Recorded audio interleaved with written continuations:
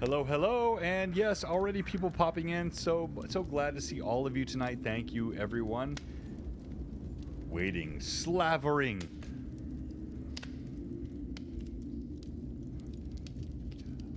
Utterly bereft of will beyond anything to join Blue Box this evening. I feel you, all my good friends.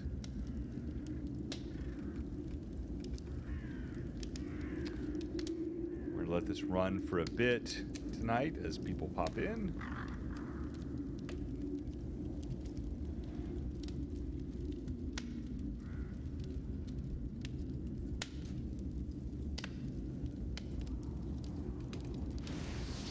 Just get that out of the way. Oh, there you go. Thank you so much, John. Yeah, and I want you to really talk about your Patreon tonight, and Sure. I think you and Charles, both of you, like your Patreons are amazing and are really pushing out content at a high level. Very conscientious of the number of communications that you give, so it's been fantastic. Thanks. Yeah, we try really hard, and it's really nice, at least in the community, to have people reach out to me, like other builders that are interested in, more or less having a hobby that also pays them a little bit. It'll let them buy coffee and stuff. So hopefully there'll be more really high quality TaleSpire builders with Patreon soon. Exactly. No. Hey, Don, good to see you in the chat tonight. Thank you for joining us.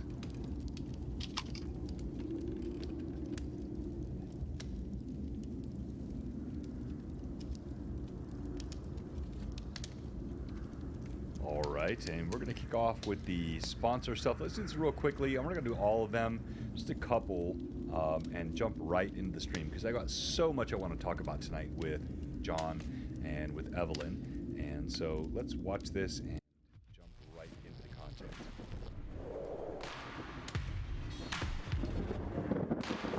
This is going to be updated soon. Hey, Bill, the Master Crafter, good to see you in. Hey, Squid of the Salt. Hey, hey, hey. Oh, Patrick Fraley, good to see you, my friend. I hope you're feeling well. Manda!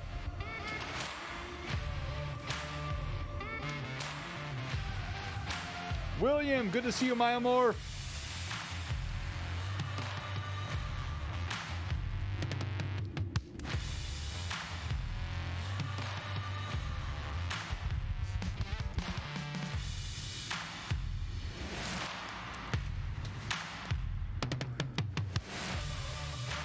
Welcome to the Chapter Dome.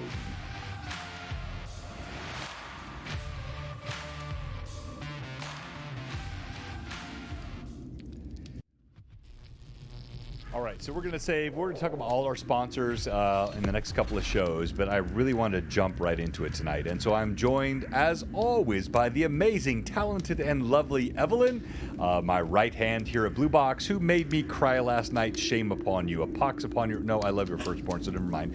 And also joined... my child.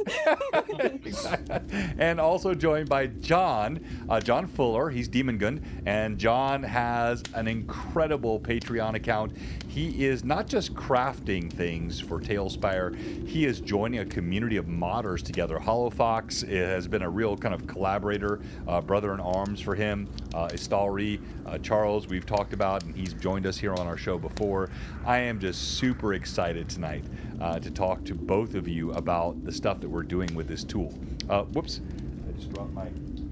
I do have... last night I waxed a bit emotional, which is not the only time that my players and viewers have seen that. I'm sorry. I love this community. But I have something new to talk about tonight, which is this guy. Once again, Mystical Unicorn, Amanda, sent me another of her home knit items. It's got wire things. Now, she said for my laptop monitor, but tonight this guy's going to sit on my shoulder. And I'm super thankful to her. And I got Patrick, Canadian Ancient Gamer, sent new modules from Lightning Source this week. I'm constantly blown away by the generosity of the community, and I want to say thank you to all of you. Now, with that said, Evelyn, before I jump into the content for tonight, I'd like you to talk about Extinction Curse, because I think I froze Terry out unintentionally last night. I got so wrapped up in the emotion of the moment, I didn't give the chance for that to be shouted out. So talk about Monday nights and Terry's Extinction Curse, because you're part of that. Yeah, so... Take a moment. I'm going to switch my headset real quick. Okay, go ahead. Yeah. So on Monday nights, we play a Pathfinder 2E module called Extinction Curse. It's an adventure path that is, like I said, part of the Pathfinder 2E system, and it is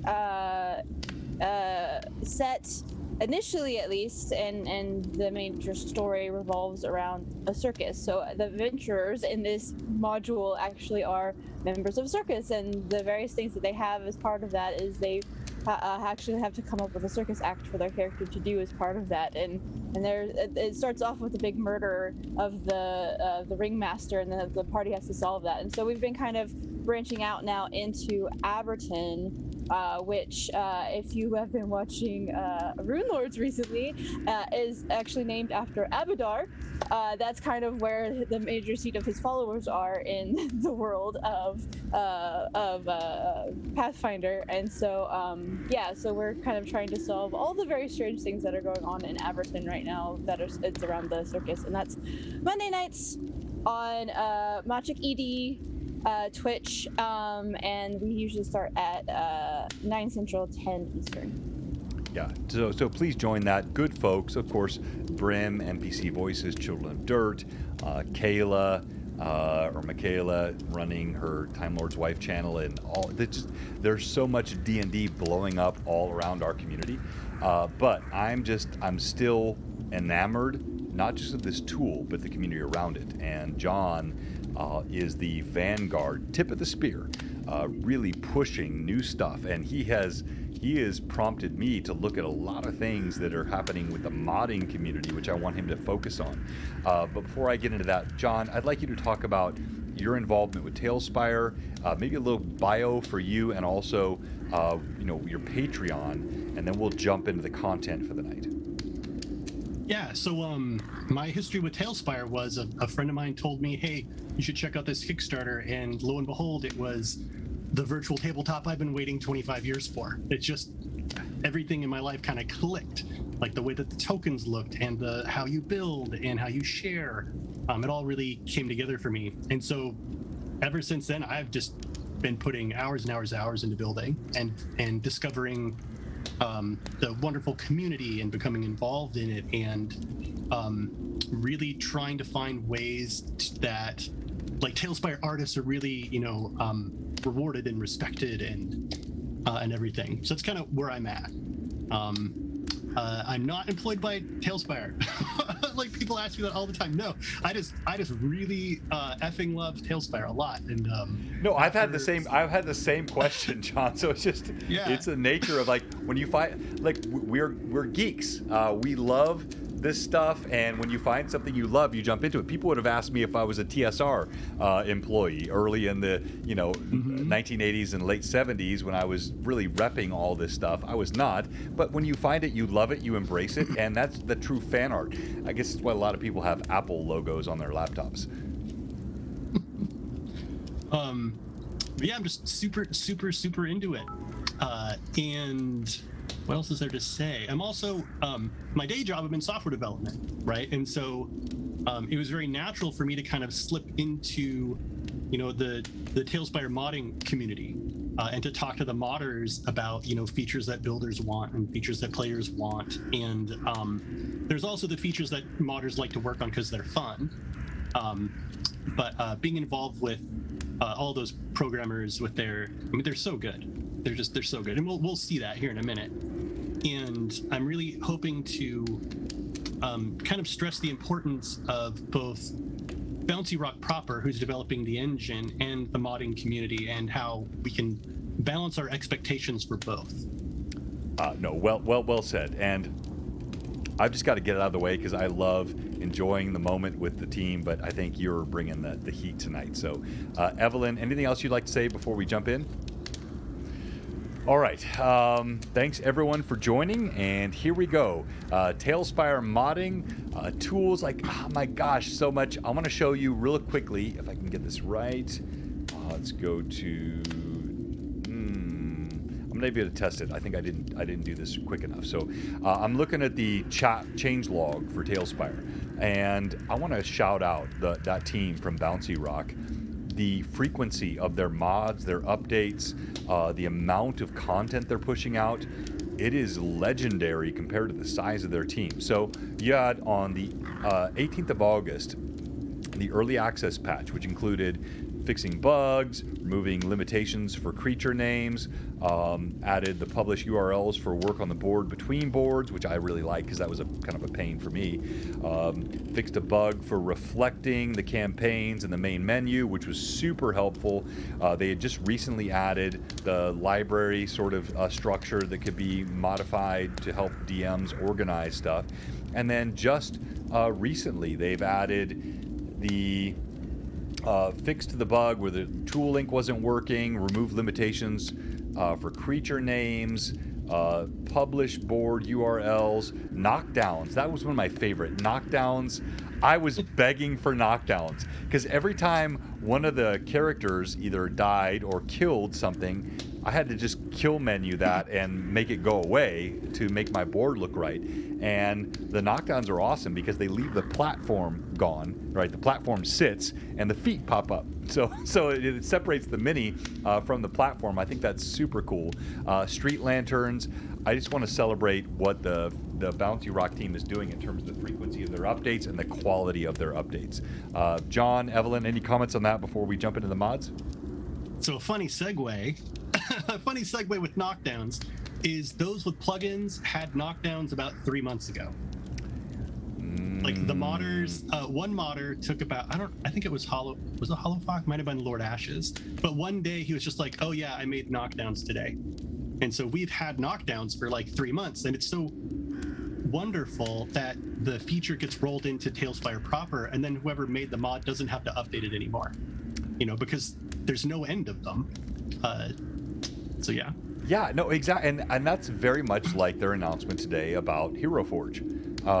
You know, that they have Hero Forge implementation, which is now baked into the tool. And I want to talk to you about that as well, because you've got some ventures that we've been talking about, which would include custom assets, which I do not think is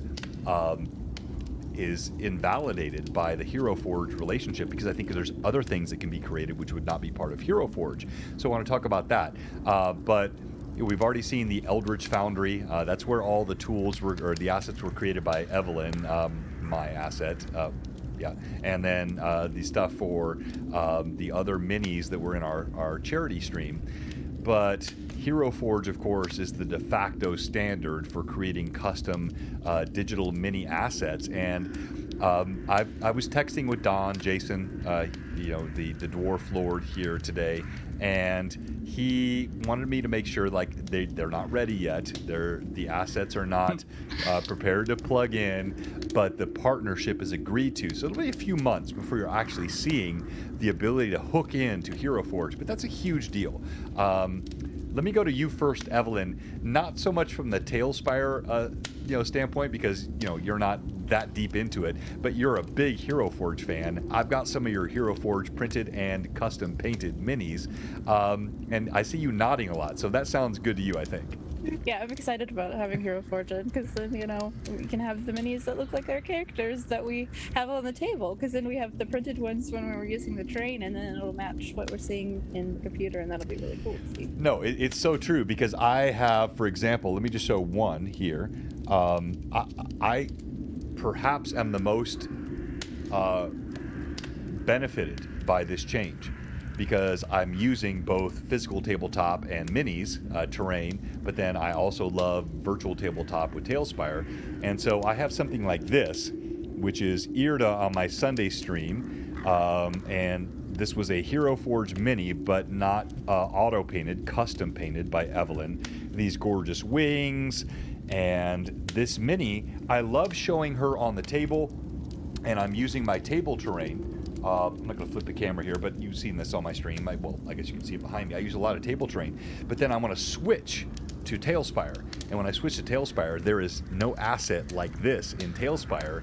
And so the Hero Forge partnership would allow Evelyn, I think, to take this and pump it into that. And then I, as a DM, can have both, whether it's physical or virtual.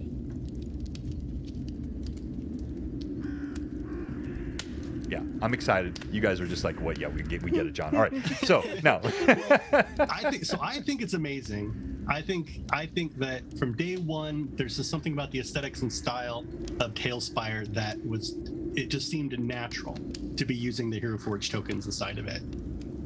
I do think that moving forward with the Hero Forge minis, I'm curious what the experience is going to be. Like if you can actually like log in with your Hero Forge account while in Tailspire and see some list of libraries of your files and in some way be able to pull those in. I do think that that's not quite the same experience we're going to have with monsters. Right. With Hero Forge exactly. And even with Eldritch Foundry, they're very intricate tools for creating like player characters. As far as monsters go, it might be that someone comes up with a similar Hero Forge system for designing monsters. But I think the variety in all of your monsters, unless you're going to get like a Spore character creator or something wacky to make monsters with, I think that the market for monster tokens is still going to be that someone just goes out and makes a custom asset and you just like pay for that versus designing your own. No, I think that's right. I like Squid Villain Forge. Let's go.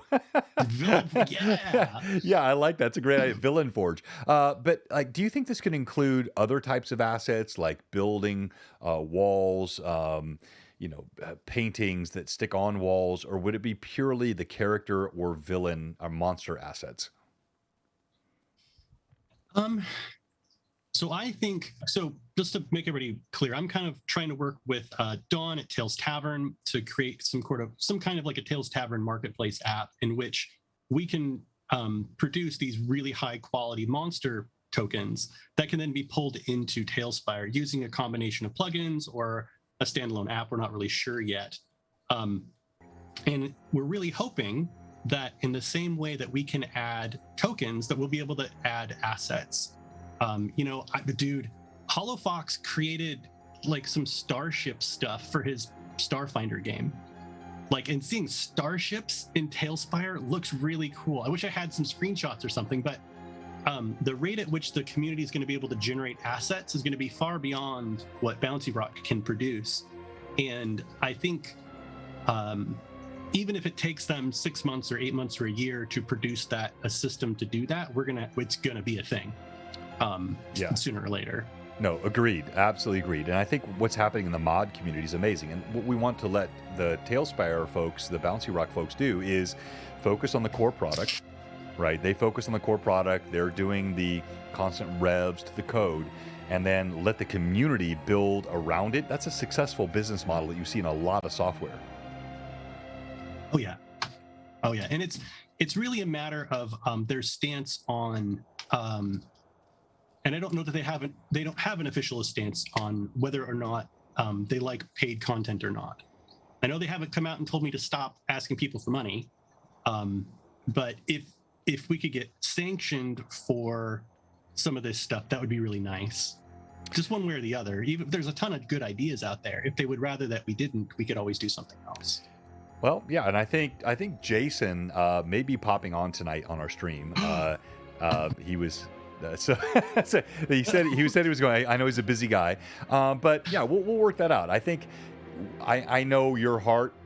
You're going to operate within the rules, John. But also, if you can supplement this in a way that is not going to be natively done, and let the developers focus on the core purpose of the product.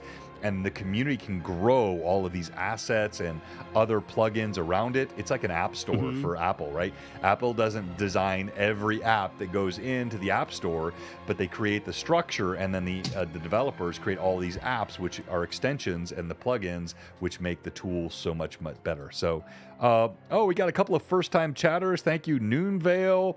And I cannot pronounce N3R. It's Nerd Central. We just got to read Oh, from them. thank you, Nerd Central. Yeah,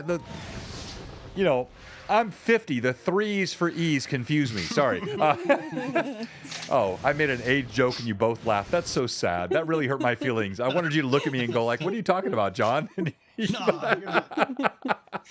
You're fine. I'm not a boomer, so just be clear. I don't want any okay boomer comments tonight. I'm a Gen Xer, which I'm very proud of. All right, let's jump into Tailspire mods and this whole community. Thank you, everyone, for joining us tonight. It's already growing. We love this community. But talk to us, John, about what you're doing. Again, you can shout out anything on your Patreon, but the mods and the new tools and everything that's growing inside this platform, it's mind-blowing. So I want you to show the outcome, like what can be created, but I also want you to show the practical tips on how you get there. You know, what the tools are, the applications you have to install to get these mods, all that. Sure. So I do have a Patreon. It's just patreon.com/Demongund. We produce a monthly game-ready encounter board that patrons can just one-click load up into their campaign. That encounter board includes a random encounter chart for tiers 1, 2, and 3. And what I think is the biggest selling point of it is that all tokens are already set up and with their hit points and everything on the board. And so they don't have a lot of great tools for bulk managing tokens right now. And so for a very extremely low price of I think like $1, if you're a patron, you can just click a button and pull it in. I think for September it's a mountain board, and then I'm going to do an urban encounter board for mid-September.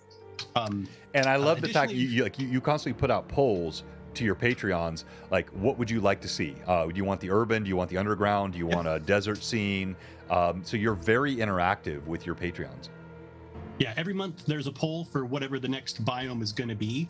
And depending on how interesting it is, or if we have multiple ideas, we always produce one, but I think we've been producing at least 2 the last couple times. Like I think Heimdallr did a forest, and then I did a forest, and I did like a ruins.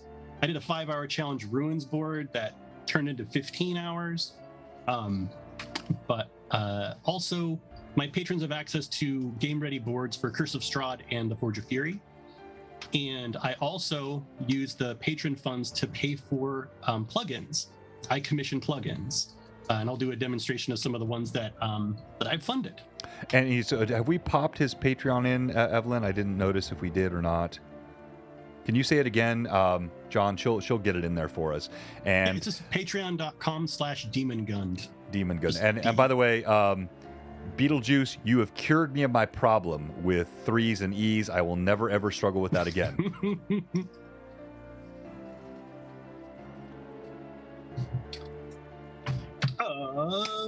Good, Toriano. Yeah, Toriano. So that'll be. Yeah, we'll pop it here in a second.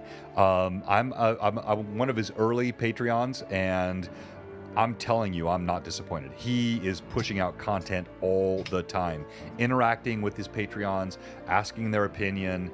It's just constant, and I'm not just blowing smoke. It's real. Like, check it out, follow him. If I'm wrong, cancel. You can bill me. I'll pay for your month of Patreon for him if you don't think it's awesome. As long as you like TaleSpire, right? If you're not interested in TaleSpire, don't follow his Patreon because that's what he's doing. But it's incredible what he does. All right, John, take us away. What else? I was going to say something. Oh, so for all of my big Wizards of the Coast boards, where I've done Death House, the Forge of Fury, and all that stuff, I've also produced a PDF with alternate room descriptions specifically to be used with the TaleSpire board. And so I think there's something like 50 rooms in the Foundry for the Forge of Fury, and all of them have been rewritten to reflect the assets and stuff in the room in TaleSpire. So it's not like, there's a 4-post featherbed. As you read the description from the actual module to your players, it's not there. Everything's been updated so that it matches. Okay, I think I'm done plugging. So we go. I'm going to make you plug more. Go ahead, keep on. Greatest tool in the world, Notepad. So in the beginning, how do we get plugins? What you do. And actually, I have a YouTube video for this as well. It's like 3 minutes long. This is not difficult stuff. You go to thunderstore.io, and you might not even have to go to the communities. There's like all these different communities here. There's now the TaleSpire community. And this came about because the TaleSpire modder, and I say mod, but it's like the plugin community, reached out and coordinated with the guy who runs Thunderstore. I think is it Mercer? I think it's his name. And worked with him to choose this as the official where all TaleSpire modders are going to do their thing. And there's a tool here called R2 Mod Man. And this started out as a Risk of Rain 2 mod manager, which is why it's named kind of funky. But it is what you use to go get your TaleSpire mods. So you just go get it, you manually run it. And after you run it, if I can find where is my window here. While he's doing this, checking on volume, everyone here, John and Evelyn, well, I noticed last night's stream, and again, we're constantly updating our tech here. I was quite loud and clear, but my Zoom callers were not.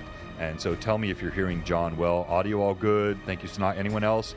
Does John sound loud enough comparatively? The music is loud. That's so great. Everyone says that. I've got to get this problem fixed. I'm going to turn the music even lower. But as long as you're hearing John well, that's the main thing. All right, continue, please. Okay, so when you run R2 Mod Man, it's going to look like this. And you will see, voila, TaleSpire is in this list. So you just select it. And R2 Mod Man allows you to have different profiles. This is kind of important. There's a profile I want when I'm building. And there's a particular bunch of mods I want to use when I'm building, or if I'm GMing, or if I'm a player. Like I don't need image to plane plugin if I'm a player. I just don't. So you create a profile and you select it. And once you get here, you're going to see this huge list of plugins already created for TaleSpire. There's the Probe Light plugin, there's the custom minis stuff. Some of these are dependencies. There's a new light plugin that I'm going to show you all, the replicator plugin. The early ones were like the knockover. There's a states icon or status icon plugin that lets you put little images on the base of your tokens, like if you're blinded or if you're blessed or whatever. The grab drop plugin is super good.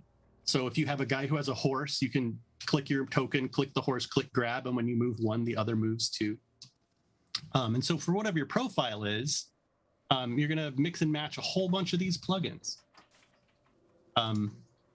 Another important thing to note here is that when you go to your config editor and your settings, that each profile can have different configurations as well. So for example, with our lighting, if I go into my building profile and I go to my lighting plugin by Lord Ashes.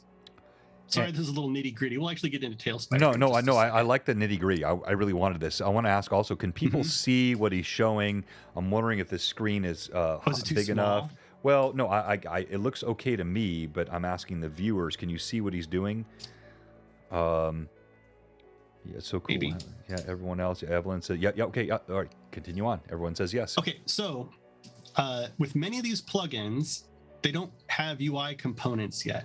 So like the lighting plugin, this is where we define all of the different types of lights that will show up within TaleSpire. So there's a ball light, there's a torch, we have dark vision now, and I added one that's a chandelier that someone in the modding Discord was like, hey, I found a great combination that works kind of like a chandelier, and they just post it. And so anyone can just copy and paste it. And so my guess is that in the future, someone will just post their configuration file that's all of the common types of lights that people just won't have to worry about creating them themselves. Like the community will just come together to do it. I mean, I'm sorry. If everyone's not geeking out on this, I don't know what to say. I get so excited when I see this. Now, there's a challenge, John. The challenge is they've made it so easy. It's basic code, slabs, boards. It's text-based code to copy. How does a custom content creator protect IP? Whoa. So like custom like if I create a board, what am I doing to protect? Yeah, or an asset, or yeah, exactly. Yep. If you want to charge for it, because right now TaleSpire and Bouncy, they've taken this laudable approach that $25 one-time license. I mean, it's amazing the value that they're giving you. But I could see communities sprouting up around it, which are chargeable, which is good because they're not charging to be greedy. They're charging because they're paid content creators and they're trying to make a living by generating this as artists. How can they protect that when it's so easy to copy and paste these text blocks like you've done in Notepad? Well, so in my case, I mean, I can tell you my story, like what I've done to try to find a balance between contributing to the community, yet also finding a way to lock my content because I worked really hard on it and I'd like to make something from it. And what I have found is that using Patreon is, I mean, with Patreon, it's people are paying you to create good content. And so what I've discovered is that if you make slabs, like specifically not like the board import URL stuff. For me, if I produce a slab and I put it on Tails Tavern or I send it to someone, that's like fair game, right? That's just like, that's out in the world and I'm not really expecting anything. Right. What I have done is any kind of the board import URLs that you must be a patron to get from me. And even that, if people are wanting to try really hard, like if someone joins my Patreon and downloads everything and then republishes it somewhere else on the internet, right? I can't stop that. You know what I mean? My hope would be that if I'm an upstanding enough guy and I'm producing enough really good content and people don't want to screw me, that they'll support me. No, and that's basically the only way to go. No, I agree, and that's my whole opinion on piracy, and I wanted to bring that up because, you know, I'm someone that respects artists deeply, and when you create something, if someone has subscribed to your Patreon, if they want to push that out and put that code on the World Wide Web, and they could anonymize it, you could never trace it back to them, but who wants to do that? Like, really support the people that create the content. If you don't, they can't keep creating content. And so it was not so much a technical question for you, it was a kind of a point of this stuff takes a lot of time and a lot of effort, and I want to support the artists that do it.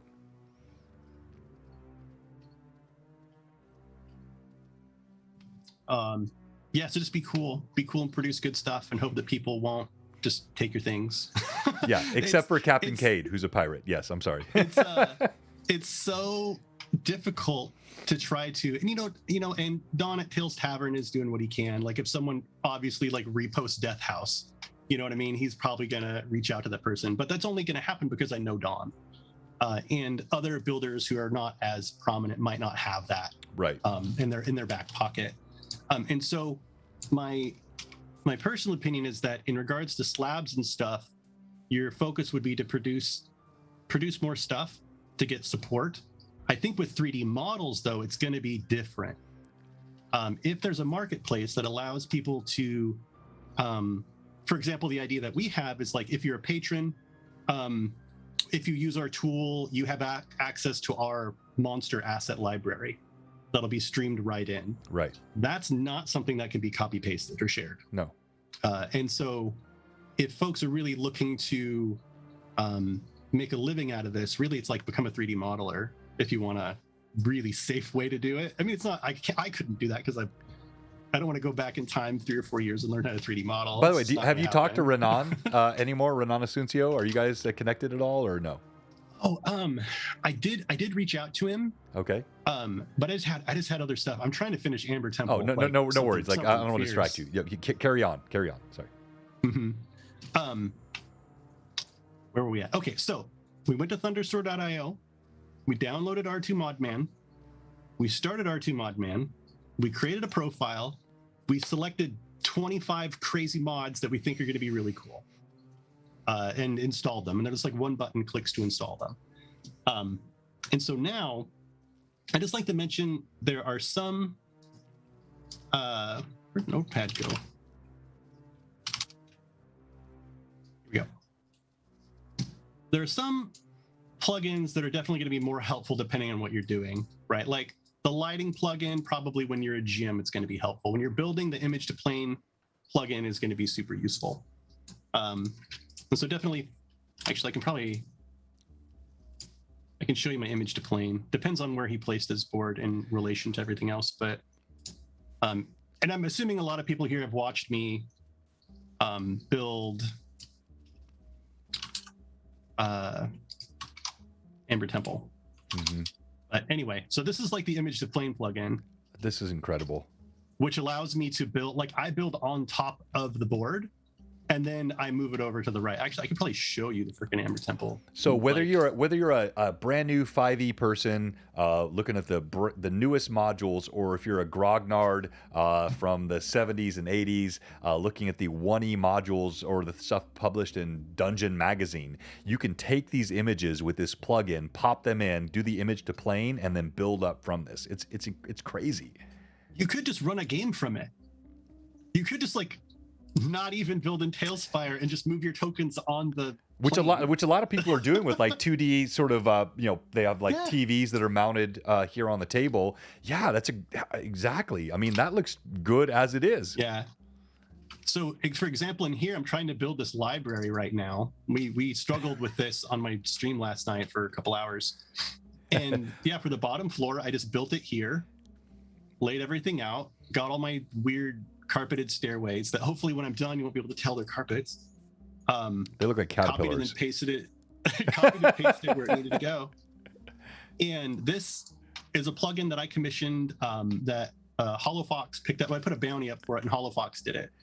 But I've used it with literally every build. Yeah, so I've HoloFox done this. is on the stream tonight. He's commented a couple of times. Oh, is he here? Thank you, Holo. I did. I saw him earlier. HoloFox, thank you so much. John has been extolling your virtues to me for quite some time, and I know you're a principal, answerer of his requests. But I love this 2D. A lot of DMs could do that. Like that's the idea that you could have the basic platform, and then maybe you want to build out areas which are the more important ones, the BBEG battle or level changes. That's super cool. And yeah, I just built it right, like literally where the stuff was. Whoa, wait, what? Which? Oh, this is the bottom. Wait, no, this is the top floor. That's why it's all confused. So image to plane plugin, if you're building from an existing Wizards module, I don't know how you could not use it. When I did Death House the first time, and I did all the Forge of Fury, I didn't have this, and so it was just alt tab, measure, alt tab, Right. like the whole time. And see, this is where the boxes were. This is where it was. And we do have Jason on, Speaking Beast. And yeah, it's a super Sweet. cool mod. Yep. Okay, so that's one. For builders, we just recently were blessed with the lighting plugin. And you saw the config file for it a little bit ago. The first iteration of it, and this is what's amazing, is how fast things turn around. As soon as it came out, someone was like, hey, would it be possible to have a light that only the player and only the DM could see for a particular token? And within like a day, it was updated to do that. So I'm going to switch it to nighttime. And so see, here we have a bunny. We have a bunny here. And say we really want to emphasize the bunny, or maybe he's doing a disco. I don't know. That's awesome. There's a reason for it. I've not seen that plugin. That's incredible. Look at that. But the size of so this is a point light, and you can, in the config, you can change the size of the light on the bottom. You can change the coloring. I don't know that you can alternate it like you can with the base. There's a plugin that's the base colors where you can have it rotate colors and stuff. There's default torch. It is a little bit finicky in that it is as bright as the sun at the point where the light starts. Right. It's obfuscating the bunny with the power of the light. Yeah. What's cool though is if you manage to get the light source inside the model, it won't do that, and you only see the light from outside. Does this change much with if you manage the exposure slider? Oh, I don't know. I know it's also weird. Like if you make it fly, then the light goes away. I mean, Yeah, pop that exposure slider. Yeah. Oh, yeah. See, so you can definitely influence it with that. Yeah. And so also the point light, like the origin point of the light, can be configurable. And so, I mean, it's not perfect, but if your party has 4 pretty standard characters in it, you could each have your own light, like light for Grog, light for whoever, that has the light originating from the proper point that it's within the model. in this case, the light is a little bit above the rabbit's head. So I would just create like rabbit light or something. I don't know. But what's actually been happening quite a lot is, so here's the chandelier light that I was telling you about, that you can barely see it, right? Like it's very subtle. Right. But what people have been doing is putting in like cats in the rafter. Like they'll put rafters up there and then you hide the token and the light stays behind. That's a big part of building. And like, that's part of what my linear analytic mind struggle with, because I was like, oh, well, this asset does this, it goes here. And then when you look at the community, like, no, drop it down a little bit, raise it up, hide it in the rafters, put it below the floor, and have the illumination come up from it. It's incredible. Yep. Like the stained glass windows, you saw me with the throne room that I downloaded, and it had those stained glass. What the community can do with the tool is incredible. Yeah, and our options before, and I mean, eventually. And everyone knows that Bouncy Rock's going to get to this, right? And some folks would say, well, what's the value in creating a plugin like this if they're just going to actually do it the right way? Well, the problem is modders and plugin authors can work on certain things. Bouncy Rock can work on certain things. There are things that Bouncy Rock can work on that modders cannot, like core engine stuff. And so the hope is that if we can get a plugin out that lets you modify some lights, that'll buy time for Bouncy Rock to either do it better or work on other things. And eventually they will do it the right way. And then we'll just, chuck this plugin, but maybe we got 6 months out of it. Yeah, and you're moving on to the next one. Yeah, that comes back to the App Store concept, right? Like you can have a core platform that's developed, which is what Bouncy Rock is doing, but then the whole community, this is all Red Hat, it's Linux, it's all the things that have like grown up in the crowdsourcing community, and have a crowdsource support around Bouncy Rock and Tailspire is incredible. I want to say hello to Beyond Beholders, brand new chatter. Again, thank you for the raid we had earlier, and it was, let me find it here. I had a call for a grognard. Oh, Rudolph Movo said he heard someone call for a grognard, and he's here. So thank you so much. He's here. Thank you so much for being in. Hey, what's up, Beyond? Hey, Beyond. Thank you so much. And okay, so this is dark vision. As you can see, it needs some tweaking. But this is a light that a token produces that is only visible to the player that owns this token and the DM. And that was added within a day after the original one, just from some feedback to the mod author. All right, so to be clear, if I'm not that player or the DM, everyone else is going to see darkness in that room. Yes. That's in this token. Or produced by this token. Right. Or like whatever light sources exist, but they're not going to get that benefit of that's incredible. Yeah, and I would probably change the color. It's supposed to be black and white or gray, shades of gray. So I'd probably tone it back a little bit. And then I would position it better for this particular token to have it fit better. But yeah, it's a great place to start. Oh my gosh, yes. You're right, Toriano. Okay. So amazing. And you've been called Demon Sage by Beetlejuice, so thank you. Demon Sage. Oh, I wonder, do I have the base paint base one? Do I have this one? Red, blue, green. Yeah, check that out. So this is another plugin that just I happen to have installed. It's the same as kind of we can change the ring color, but now you can change it in conjunction. So I think, is it a GM Tools where they made where you can change the base color? Or is that coming? I don't remember. Oh, on fire. Do I have this one working? I don't think so. That's a fun one. What else? No, I like. Honestly, I don't like it, and I've seen other streams do it. I tested it for a bit. Putting the physical rings and markers around the minis, it just distracts from the ambiance of the board to me. But if you can do it in this way, where it's sort of integrated into the base, I think that looks great. I don't know that I have the status icons. Oh, I do. Icons. So look at this. So this is it's the same thing with statuses, but you can do status is invisible. And it can have, I think, up to 3 on the base right here. And you can create your own icons that do this too. I mean, PC hide. I think that's the invisibility one.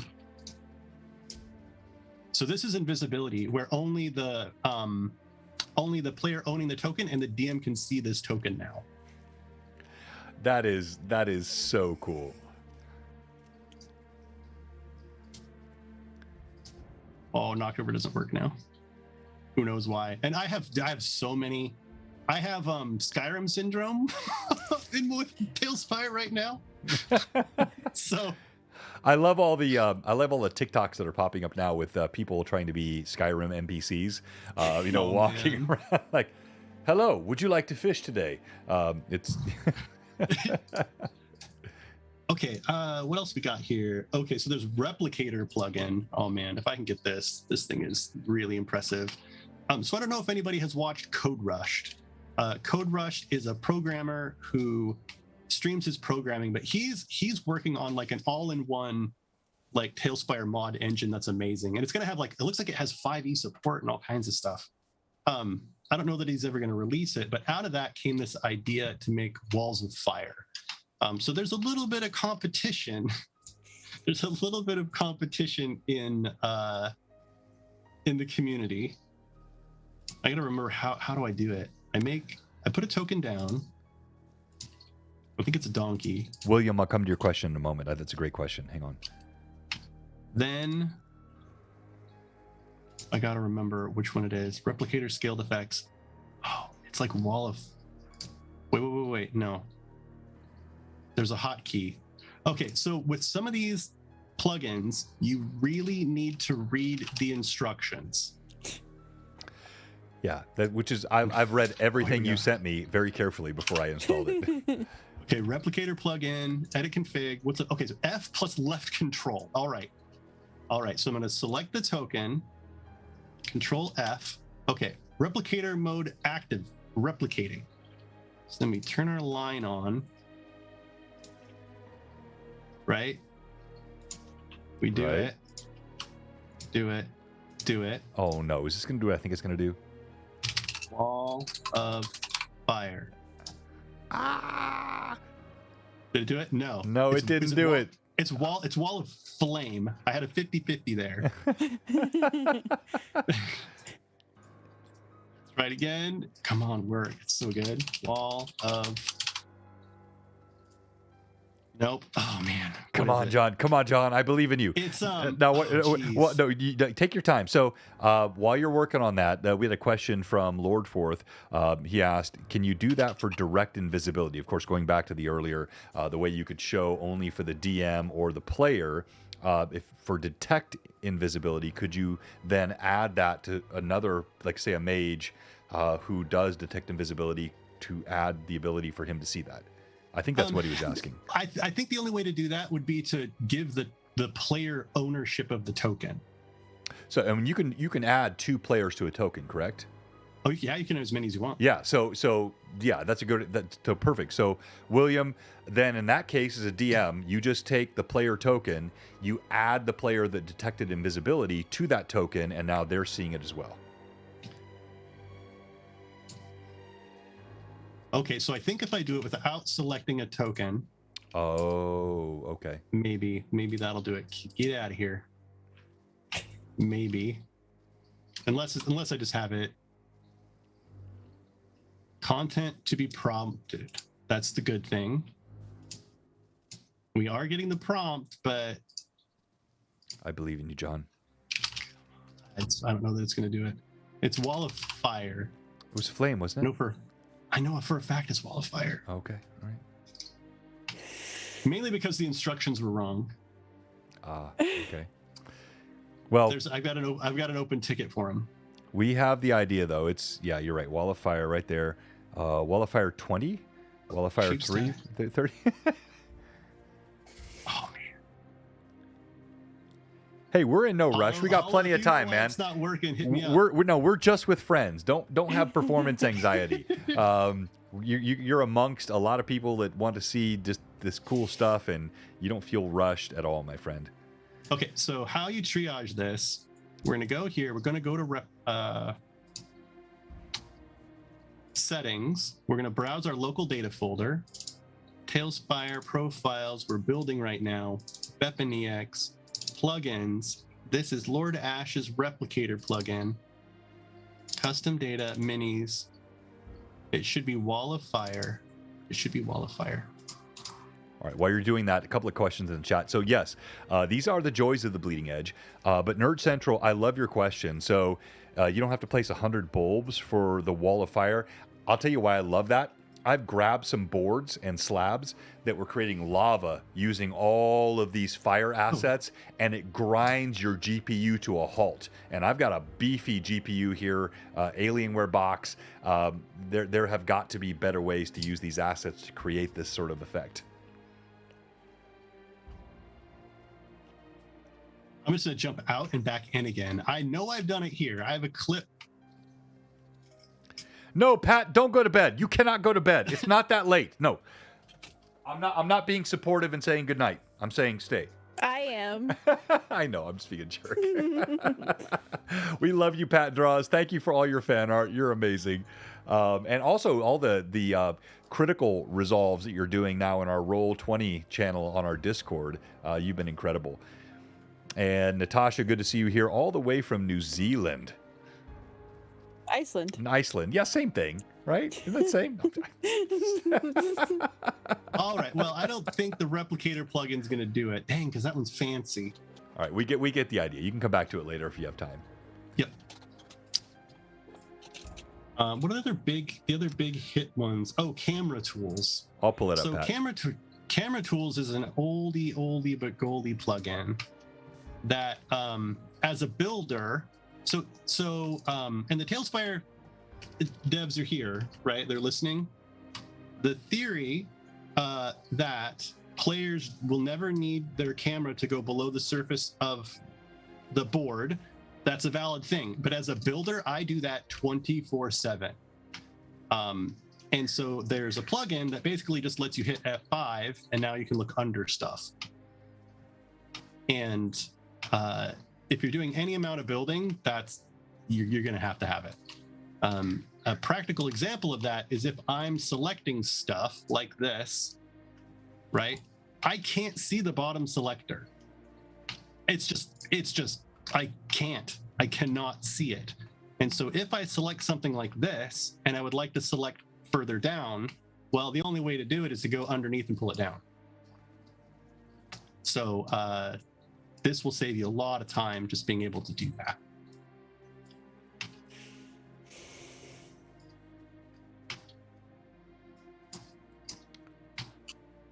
Just like on my list of must-haves. My two builder must-haves are definitely camera tools and image to plane. Yeah, definitely. No, yeah, I can see that for sure. Pat Draws, before you depart tonight, I want to pull up this fan art. I got it right here, and I'm changing my monitor settings. And this is just more of what we see in this community. We have just such great fans, people constantly pumping supportive content into what we do.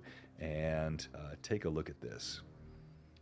This is the Hero Forge Mini that he has created for Irda, our Sunday Azamar. Super, super gorgeous. Thank you, Pat. Oh, Noonvale 12. Thank you for joining the Mad Chatters. We got a little while to go here. We're not gonna end super soon because we got some time. I'll take as much of Evelyn and John as I can get tonight. Because we don't have Jay to raid into.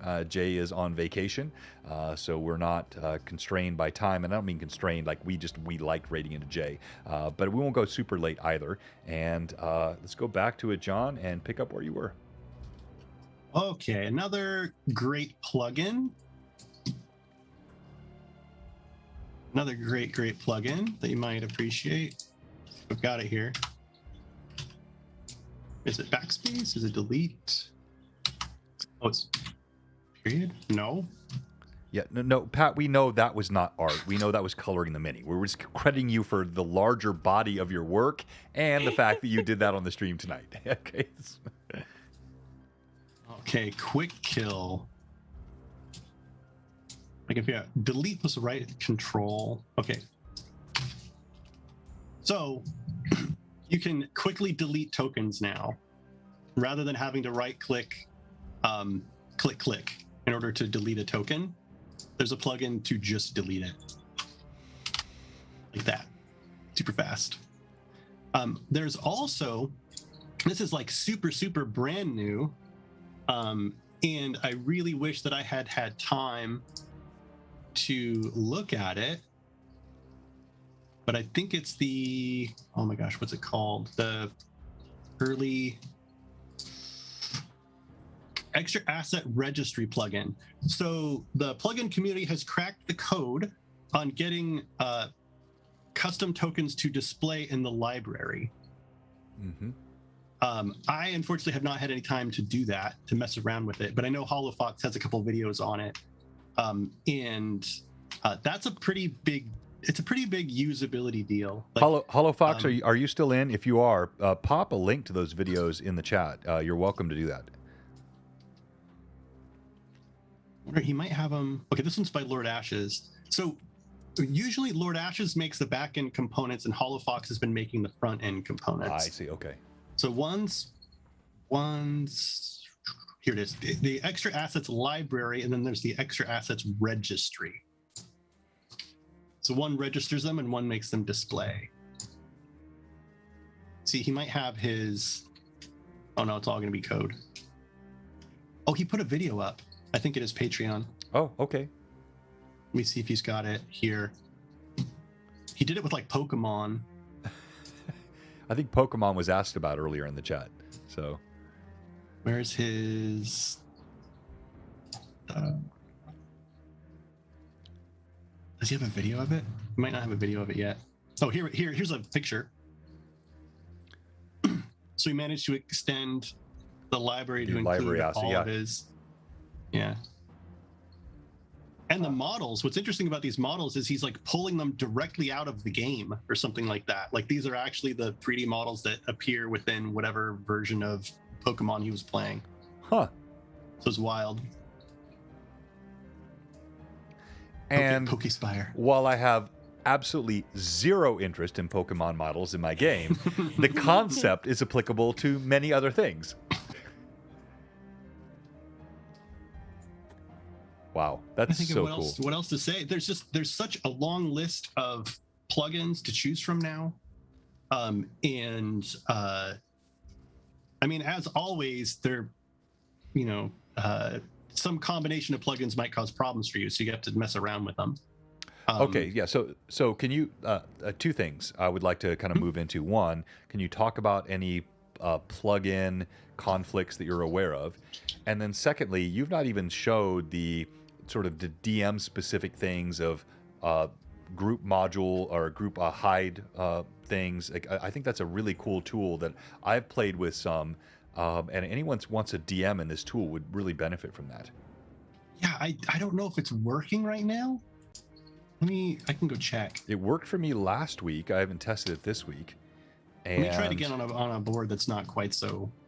All right, so I'm going to improve the stream here for a second because I've had way too much water and coffee. I got to pee like a racehorse. So I'm going to let Evelyn run this for the next 3 minutes, and I'll be right back.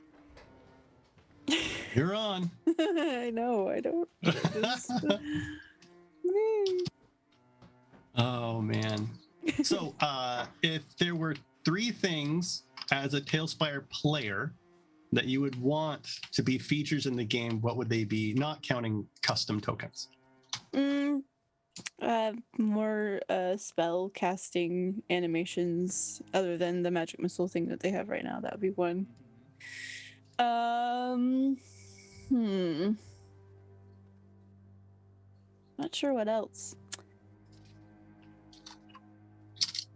Because I feel like everything is kind of functionally works well as far as like being able to move and do all the basic stuff. Like the tools are there.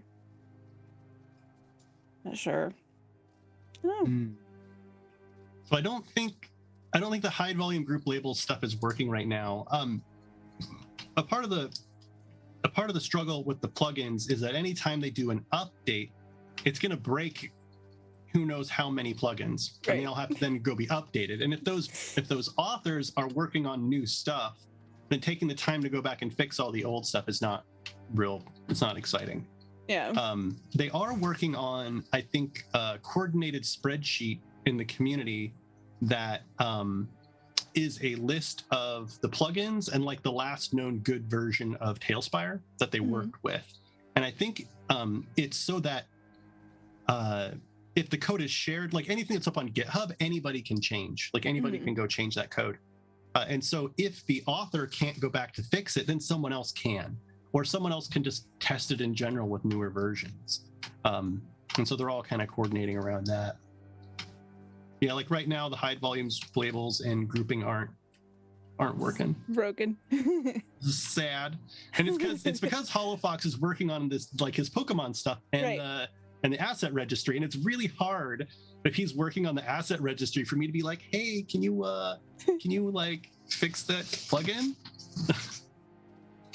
Where's the best community resource? I would say Tails Tavern is a good one. The modding stuff, it's a little more niche, but there's a Discord for that. Yeah, Tails Tavern and Tails Bazaar would be where to go get slabs and things. I think as a player, for me, what would I want? I would like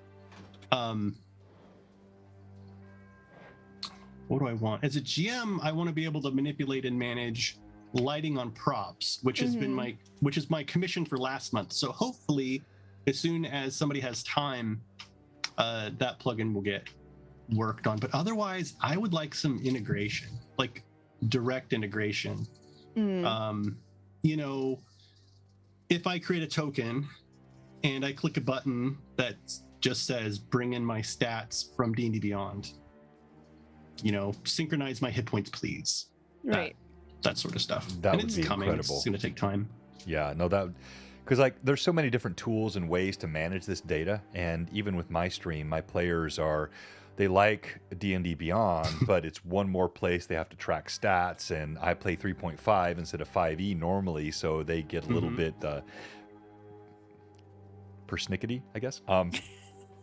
But does Hero Labs do 3.5? Does Hero Labs? You know, you're talking about the oh crud, what's there? Is that Lone Wolf? I think the Lone Wolf tool. I don't think so. I can look it up, I suppose. Yeah, but the question came up, and you guys have already. So Tails Bazaar and Tails Tavern. Did you talk about the difference between the two? And of course, we want to be respectful to Bouncy Rock because Tails Bazaar is sort of an in-house tool, but there seems to be a real preference among the modding community for Tails Bazaar, or Tails Tavern rather. Why is that? Honestly? Yeah, no, I mean, like, can I speak? Yeah, yeah. I want you to speak honestly, but like respectfully, of course. I think Bouncy Rock would. I don't want to be a shill or a politician here. I just want to speak honestly. Yeah. Right. My honest thought there is that Don has been so active. Like Don is on Reddit. He's in the every Discord you can possibly think of. Like he's out there really promoting his site, and he is. You know, it's a real passion project. You know, he and his son work on it. He and I talked about Tails Tavern from the moment I saw the site, and I just reached out to him, and we've been friends ever since. I really think that it's really Don being out in the community and really being very he's just always asking for feedback. Like as big an audience as he can get to ask for feedback, he's then changing the site to meet that feedback. And it's just this constant iterative loop with a really cool guy where he's passionate about it, that really has kind of captured my loyalty. And as a builder, it's a pain in the ass to post a board at two places. Yeah, it really is. Yeah. And I know Ocean Lord, and you know, I think they're a really good person, but at the point where I just have to choose one or the other, I'm going to choose Tails Tavern because there's a couple other tools that Mad built too, like the asset replacer. Oh man, the asset replacer, like you have a huge slab and you want to change all of your ruined brick one by one to desert sand one by one. You just put it in his tool and tell it to replace it, and it just does it. I mean, it can save you hours and hours and hours if Wow. you're trying to. Wow. Because I look at all my options when I'm building, like what does this floor look like, this floor to choose, and that can take a long time. And that tool, I just use it like all the time. No, right, Art Hard? It is so fantastic. Now, Don, you should be blushing, but I've seen the same thing. Swag. Yeah. Okay, you know what? I'm on it. Okay, Don, I'm offended. I've supported you so much. I don't have a Tales Tavern mug. I've still got my gorgeous blue box mug. I need a Tales Tavern mug, my friend. But no, I check both tools, and I'm not throwing shade at Ocean Lord or Tales Bazaar. It's a really good tool as well. I check that sometimes. But Tales Tavern, to me, seems easier to navigate, and Don has been so interactive with our community. He's in my Discord all the time. He's played a game with me. We love him. That's really the difference for me. It's not even almost a technical thing as it is like when I think Tales Tavern, I think of Dawn, you know. I just solicited a mug, so thank you so much. No, but My wife, I have a story about the mugs. Oh man, so I love being people's patrons. Like I'm a Stories patron, Tales Tavern, Tog DM, and so I have like a growing collection of mugs from all of my patron stuff, and my wife is like really annoyed with it. Okay, so I'm upset now much because space I'm on the your shelf. patron. I'm your patron. I'm not Tog DMs yet, but I will because I like him a lot. I am I got 50, 60 bucks, 70 bucks a month I pay in patrons. No one sent me a mug. Oh, it didn't even occur to me that I could do the swag mugs. I'm sorry. Move on. I'm distracting the chat. Move on. Yeah. Actually, I have a hoodie coming from Tog DM too, I think, that I've been waiting on. I'm excited. Nice. Does he have your mug? I don't think he does. No, he doesn't. You gotta do a mug trade. Well, Yeah. but It's you know what? I don't have a Patreon, but he is a sub in my channel, and he's been super active. So a mug, a sweatshirt, and would you rather have a mouse pad or a T-shirt? T-shirt. All right, so you want T-shirt, mug, and sweatshirt. All right, it's happening. I love it. Sweet. I'll represent. So we got a few more minutes here, and what else was in the chat? Did I miss anything, Evelyn? Not that I see. The hide volumes stuff. Oh, we yeah. kinda had a little. You were gone. The hide volumes plugin, it's not working right now, because whenever there's an update to Tailspire, it has a chance of breaking Sure. plugins. That's And yeah. if the mod author is working on a new plugin, then getting back around to fixing the old one isn't always top priority. That makes sense. Yeah. And that's the difference between the native plugins or the native sort of assets in the tool versus the external plugins and whatnot. If they update, all of a sudden what you were connecting to might not be relevant anymore. So it would be, has there been any conversation with the Bounty Rock team about sort of published API rules and updating if you're going to be a member of our community and you want to put out these plugins, we're going to let you know when we do an update what it may affect? I don't think so. I don't. Not that I'm aware of. I think there are some of the Tailspire mods in the modding Discord, and so they see things that are going on that they're talking. It could also very well be that these conversations are happening without me being involved because I'm not a programmer. I mean, I'm like a product owner. And so oftentimes I would just get in the way of those conversations. But I don't know if there's an official point of contact between folks and I'm asking you more as a member of the community and a friend and a fan of the tool. So I'm not putting you on the spot at all.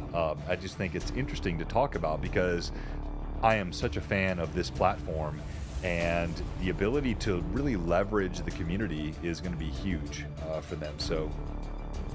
Awesome. All right. Any other questions that you have? Actually, so we talked about hide volumes, assets, knockdown features, dynamic lighting. Oh, I have. So could you do a quick tour of the blocks that can be dropped for scenes, audio, DM blocks that can be created.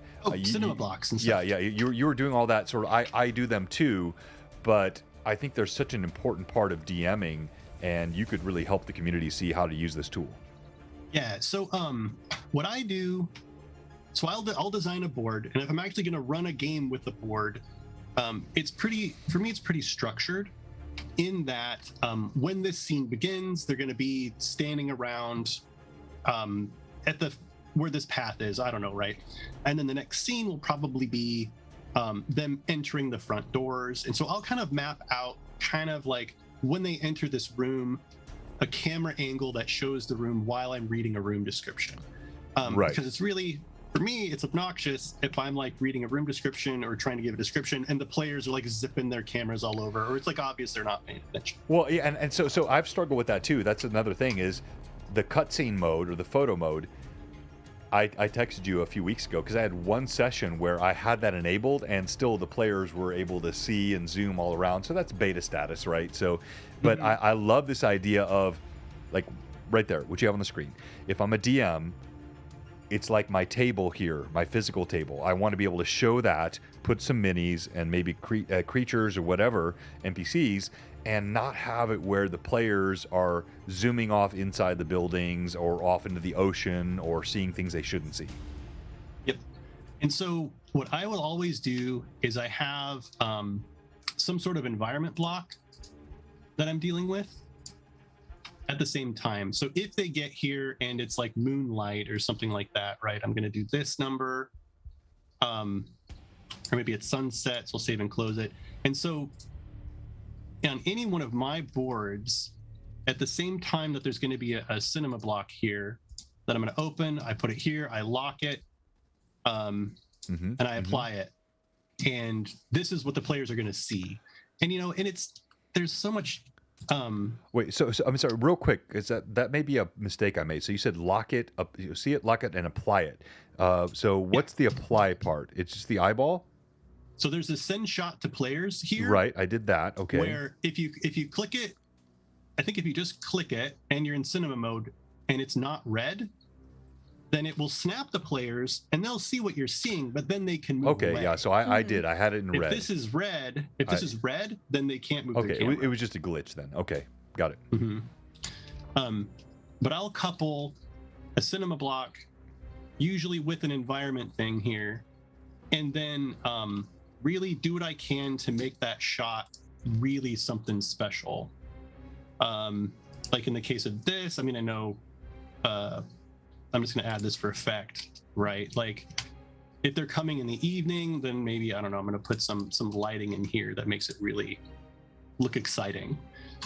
Same with like your throne room that you had, having a cinema block when they first enter to show them what's going on. You know, if there's a shot where, I mean, really it's just like, it's like shooting a movie, basically. Where do you want to describe your scene from? And then just making sure to have your cinema blocks kind of peppered around. And you can actually have combat while locked in on a cinema block. So for example, if there were combat in this room here, what I might do, I probably wouldn't use the same cinema block. I'd probably create a new one. Okay. But I would have one here that one has the combat shot and one has the, okay, you know, we're entering in, I don't know, through the window. Like we've broken the window and we're getting inside. And I would grab that shot. And so once we get into combat, I would go here and just lock it. And now that we're here, the players can still move their tokens. They just can't move their camera. So you'll have some, I don't know, your tokens out here that you can move around.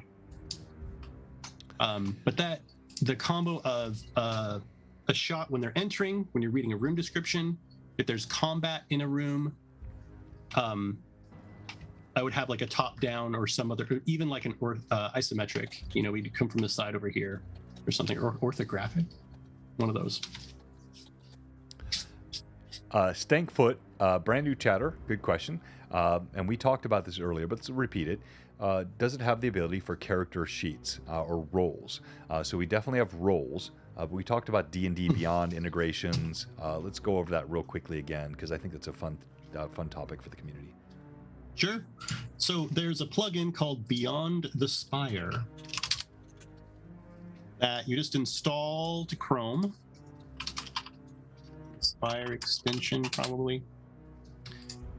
Click here and install it. If you have the Roll20 Beyond 20 installed, you're going to have to turn it off when you use this, or it gets real confused. Excuse me. So you go to your characters. Here's Gore Tongue of Turok Mall. And it's going to highlight all your stuff. And you just click your initiative. It's going to automatically pop the dice up here. And actually, I have a mod that makes my dice look different. Whoa. Oh, it's up on the roof. And it just says rolled initiative, right? It'll be like rolled greatsword attack or what have you. Right. So that's about as close as we've got to integration with D&D Beyond. There are plugins for character sheets, of course. And the plugins for character sheets are not super user-friendly yet. You actually have to like make your character sheet in a text file and stuff, which you're just not going to do. Like, it just, if you're a normal person, you're just not going to do that. If you're playing with a group of programmers, then maybe they'll go do that. But you can do it, but I don't think it's quite arrived yet as a user-friendly thing. Yeah, makes sense. All right, chat. We're gonna wrap. Oh, sorry, go ahead. Oh, I got one more thing I just remembered. So, Bounty Rock just now added the ability to make bookmarks. And I love this. This has been so helpful to me.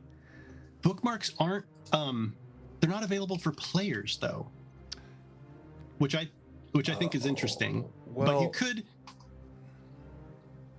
they're still useful, but yeah, because as a DM and then you summon to the board with the bookmark, right? Or so say I convert this to a bookmark. This is like, entrance to the villa here, and then say this is the Great Hall or something. As a builder, this is super useful, especially if you're going back and forth between an image to plane and like where you're actually working.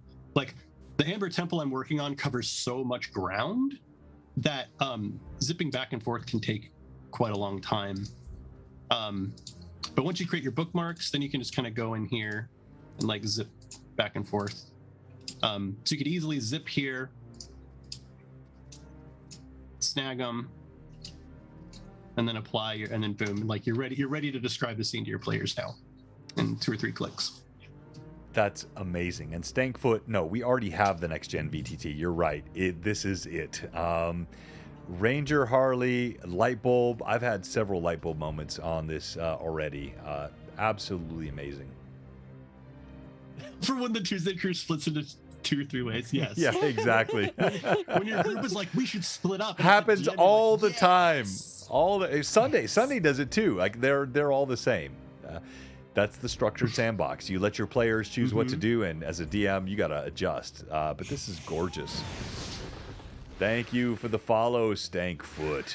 You are now part of the most elite chat group in all of D&D Twitch. No, not the most elite DM. Just the chatters, the mad chatters. Oh, Jason, thank you so much. Speaking Beast, 5 gift subs offered. We can't end yet. Let's talk about more TaleSpire goodness before we close off tonight. Bring up some of your favorite builds, if you would. My favorite builds. So from the Forge of Fury, it's like one of my favorite builds, but I've got some PTSD about it. It's not easy. I have PTSD about all my streams, so that's good. All of the builds that I did before, like the Chimera build. Oh, is this game ready? No. Okay, so this is the Glitterhane. Wait, isn't it Chimera, not Chimera? Oh, so is it Chimera? I'm sorry. Ignore me. Just move on. So, this is one that I went through and did all the cinema blocks for. I mean, there's just some amazing shots throughout this whole place. But the Glitterhame is probably one of my favorite. It's just underground bioluminescent mushroom forest that it's so much fun.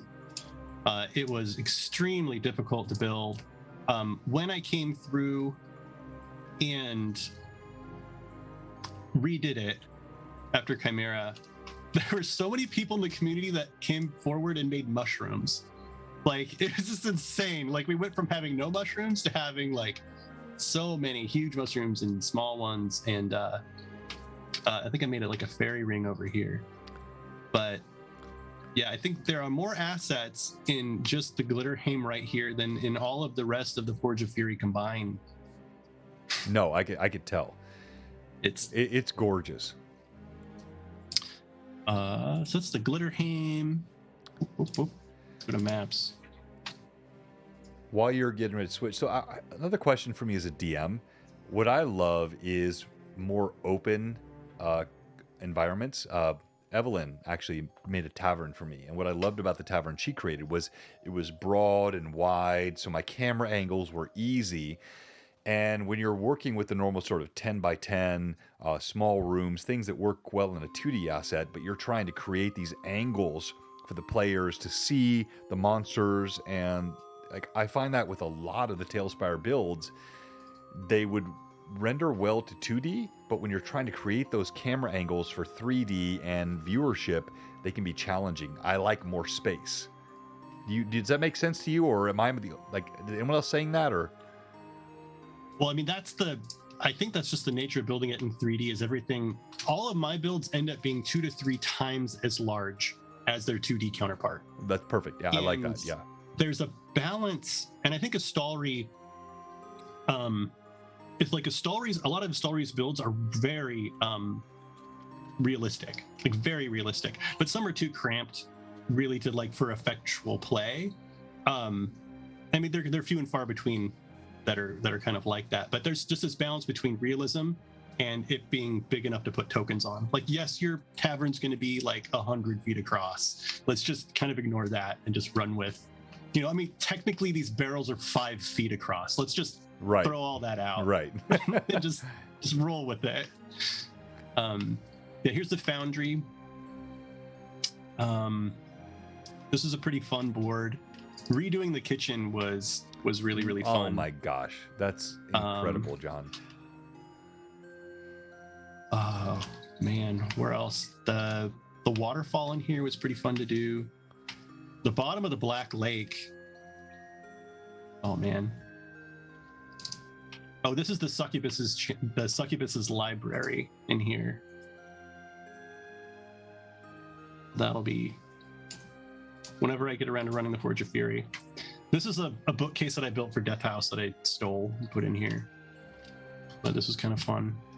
Borrowed. Reused. Trying to think. Actually, what's honestly the current build that I'm doing, I think is going to be my favorite. Is going to be my favorite board. Just the colors on it and the size of it. It's so much more fun to work on this than Death House because Death House was so cramped. Right. I mean, and it was like 160 hours, I think, for Death House. And so 160 hours cramped, like just packing everything in as tight as I could. Whereas with Amber Temple, there's more room to be creative and more room to do interesting things. No, and that was kind of my main question. Like, I love Death House. It's so gorgeous, but it's so tight to navigate and turn the angles on the camera. You and I have talked about this a little bit, like how I rotate the cameras and whatnot. Now, we had the question from Ranger Harley, Tim. Thank you so much. And he was asking about the intention to incorporate the token view versus the camera view. And Beyond Beholder said it's already existing as a mod. Is that right? Yeah. There's already a plugin for it. So what is that called? I already have it installed. Probably not.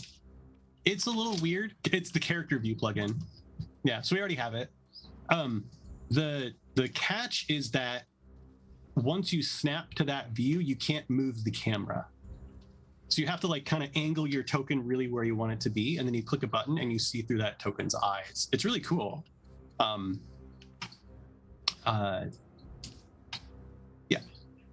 That's already a thing. It's like, I don't know. I feel like it's that there's an app for that. Like, oh, there's a plugin for that. For almost everything you can think of, there's a plugin. Some work better than others. Some are more refined than others. But we're getting to that point. There's already 61. Yeah, no, I'm coming out of this with I want a private session with John to talk about these plugins and change some of the stuff I'm doing with TaleSpire, because this is absolutely amazing.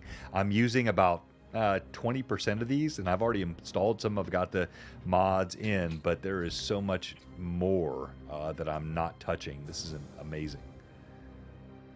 Yeah, and I've been meaning to so I have a YouTube video that's basically like how to gym with TaleSpire,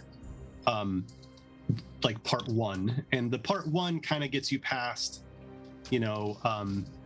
planning your adventure, kind of plotting out your scenes. What are scenes that are appropriate to happen in TaleSpire and which ones are not? Like, there's a lot of theater of the mind stuff that, like, you don't need to build a TaleSpire board to do a theater of the mind camping session. You just don't need to. Right.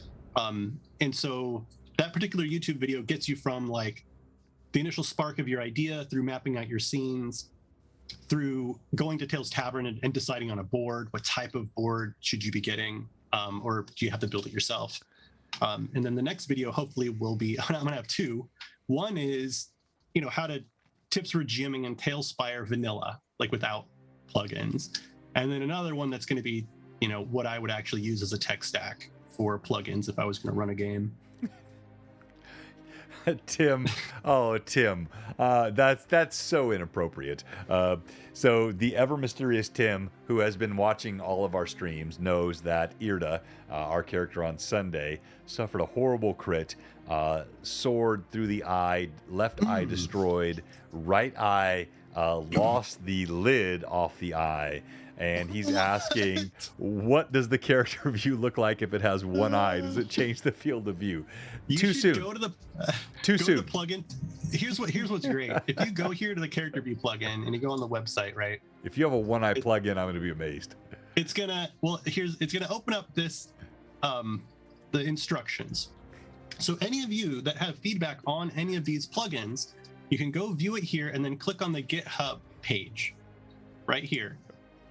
Once you get here, I think you might have to log in, I don't know, but you can log an issue. And you can say things like, can you please add a config value for this token has one eye?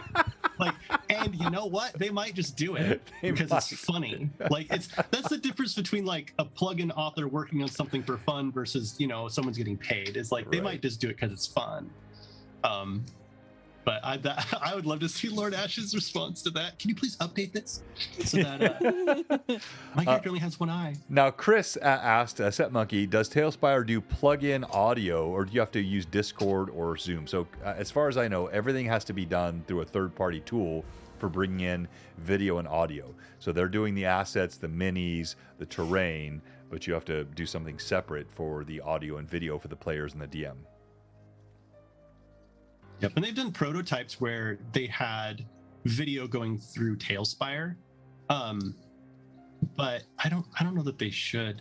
I don't think so. I mean, look we have here tonight. I mean, this looks amazing. I could DM the heck out of this with what we're showing right now on our stream. I just think it would be effort in a direction that's unnecessary, but that's just my opinion. And it would be, if they decided to integrate it in app, it would just be with hooks to an existing app like Skype or something, and then it would be like, well, I like Zoom more than Skype, and then then you're in a spiral. Well, and you have it embedded in like Fantasy Grounds, right? In Roll20, I think they have video tools embedded in those. I just don't think that's necessary. There's all kinds of things you can extend, and then you can use this tool separate from those. But I don't know. I think I want these guys. They're doing such a great job. Just keep focusing on this incredible tool and what you're building, the infrastructure.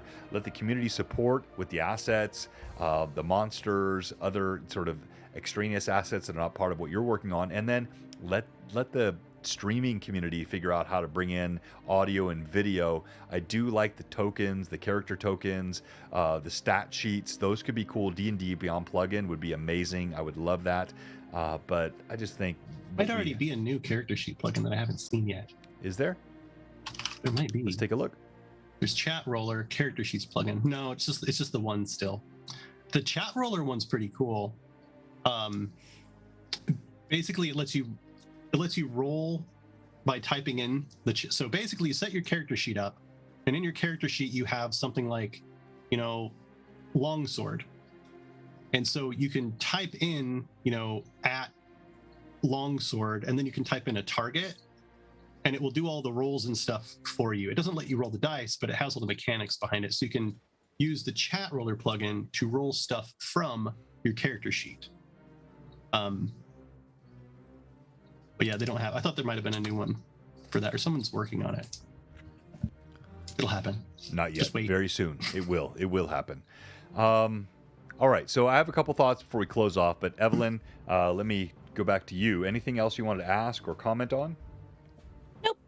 All right. So we have some amazing streams coming up. Of course, Virtual Greyhawk Con is right around the corner, and I'm so excited about the Overgourd from Mike Disney. Also, the Carlos Lysing module I'll be running on that Sunday. And I'm so thankful to all the new followers. We had so many tonight. Please support these content creators. I'm telling you, TaleSpire is amazing. I don't care if you're a theater of mind. That's great. Wouldn't you like to show something occasionally which augments that? Even the most ardent theater person realizes you do cosplay, you have props, you have scenes and backgrounds. Evelyn, you're giving me the I'm tolerating you smile. Please correct me if I said something wrong. I mean, in theater you don't do cosplay. It's called costuming. Okay. All right. All right. Good. Yeah. All right. Yeah. It's okay. That's a nuance to me and probably religion to you. So I'm sorry. But my point is, like, you have the accoutrement of the show, and you have the backdrops and the costuming and all of that. Or if you're playing in your local games, you're using terrain and minis. If theater of mind can always be augmented, and I think that's what this tool does so well. I've evangelized this quite a bit, so I won't overplay the hand, but as a structured sandbox DM, what I love is the fact that I commonly set up, I've got an example right here. I said I wouldn't do this. I'm going to do it anyway. I'm going to turn my camera. This table, this was and it's all like wonky and jacked around right now, but this is what I thought I was going to show on Sunday, and none of this happened because the players did something completely different. And so having, I know, exactly. So having the TaleSpire tool in conjunction with the terrain stuff and the minis, I just think it is a revolution in storytelling. John, go ahead. There's also one other thing I wanted to show. What a lot of folks ask me is like, hey, I'm a DM. My players don't want to pay for it or whatever. We're using Roll20 or something like that. Or it's $25 a license for life. Yeah. I'm not even gonna get into that. But I had someone ask, like, well, I have like a 40-inch TV, and we use that, and I had to show them that you can actually go into orthographic mode, go over your area, hide this, and just put it on your TV, man. Like, you can screenshot this and then bring it into Roll20. Exactly. And so this is very flexible, even if your players aren't using it as a tool for building. And of course, if you were building top-down only boards, then there's a bunch of stuff you wouldn't have to worry about. But that there's a lot. It's just very flexible. There's a lot of options for it. Yeah, no, and Pat66, of course. I mean, I'm barely using D&D Beyond. I think it's a cool tool, but I don't play 5e all that often, so it's tough to adapt to other versions. But I think this is amazing, and the lighting, isometric angles, immersive angles, FPV versus you can have third-person views. It's just. Keep showing off, John. I am. Yeah. No, just like I'm mesmerized right now just watching this. Well, I mean, when they finally get into this library, that's going to be so cool. It's going to We be got really lots cool. of drooling going on in the chat. Yeah. when I posted my stuff at DM's Guild, that's what I did. Was I went through and I took screenshots like this, where I could like label the room numbers for people, so that they had a reference. But I mean, and this is animated too. Like you could do this, not set things on fire, but place bonfires in here, and the lighting would actually move. And then you just record that for 10 seconds, put it on a loop, and put it up as a digital map. Mm-hmm. Like it's, yeah.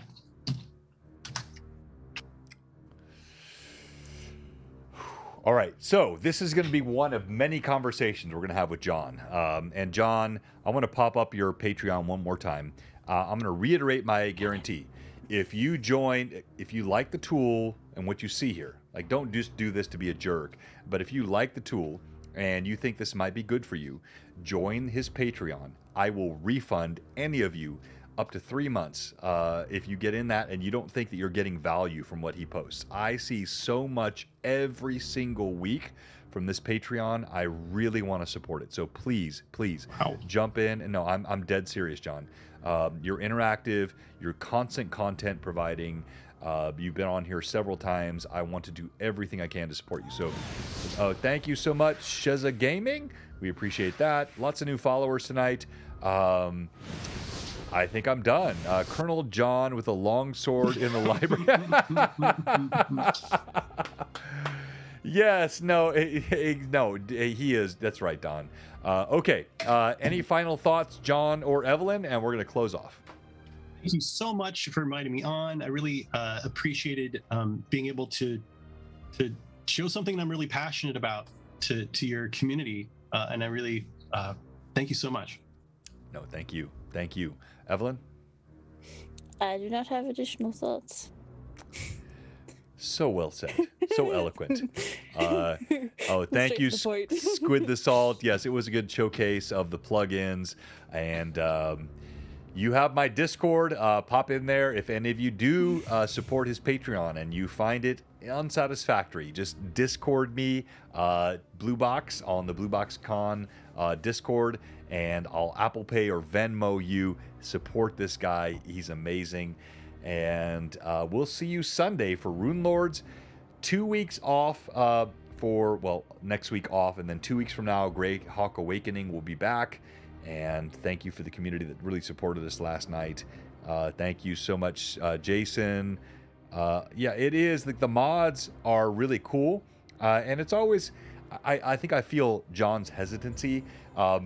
You're showing mods to a tool, and you got the developers on the stream.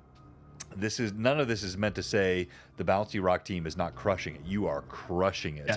Yeah. This is just to help support this tool and grow it. And thank you very much, Don, from Tales Tavern. Go ahead. I do have a disclaimer. Disclaimer. If you have a problem with the Tailspire plugin, do not contact Bouncy Rock. Don't do it. That'll ruin the fun for all of us. Please, if it's a specific plugin, do what I showed you and follow the link. If you watch my plugin video, I explain this too. The last thing we want to have happen is where the Bouncy Rock folks get a deluge of information about why their token's not in Viz when they use a plugin. Just don't do it, please. Please. We've talked about that, John. That's a great point. So, his Patreon or my advocacy has nothing to do with the independent plugins that are coming through that tool. And do not reach out to Bouncy Rock about any of those plugins. That's independent of their team. It's supportive, but you can talk to the developer of the tool, not Bouncy Rock. Or message me, even if you have a question. You can get a hold of me on Discord or Twitch or whatever. If you have a question, get a hold of me before you get a hold of Bouncy Rock. Great. Thank you again, Don. All the links should be in the chat, and then we should raid someone. Are there any Tailspire streamers up right now? I didn't even look before I started this tonight, but let me check it here. So we're going to do raid channel. Oh, man, there's not much up tonight at all. Oh, thank you, Manda. You have a new Patreon supporter, Mystical Unicorn. That's Manda. She is the creator of This guy that's been sitting on my shoulder a lot tonight, and all kinds of other good things.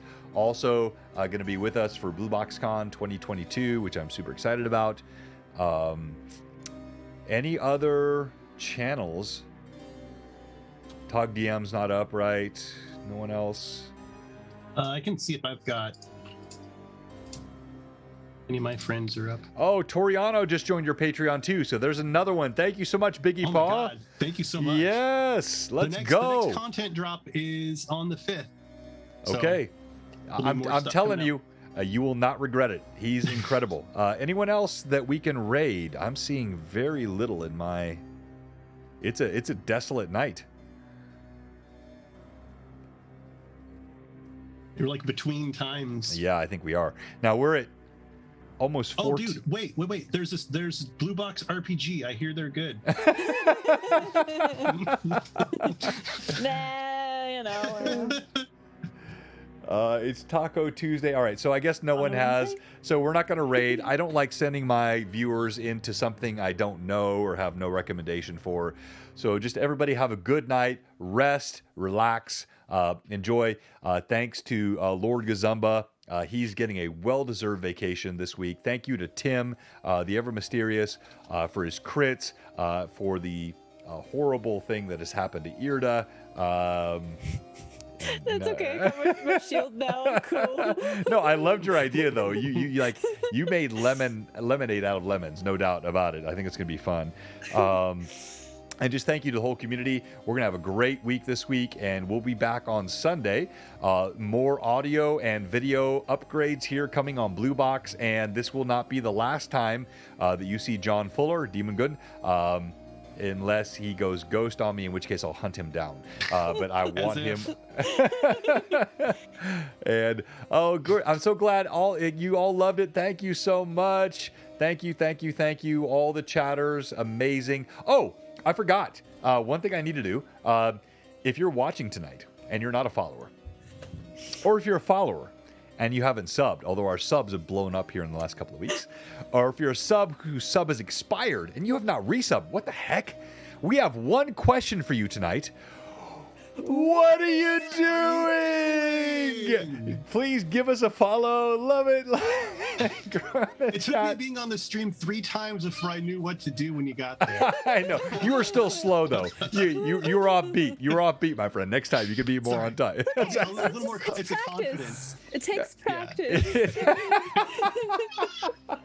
And we're going to have him back on. He's going to be a player, and at some point, I'm going to convince him to DM a game in his tool for me. Yes, because I think you would be amazing at it, and I'll be a super engaged player for you as well, my friend. All right, everyone have a good night. We love you. Thank you, Evelyn. Thank you, John. Thank you, all the mad chatters. Have a great night. Blue Box signing out.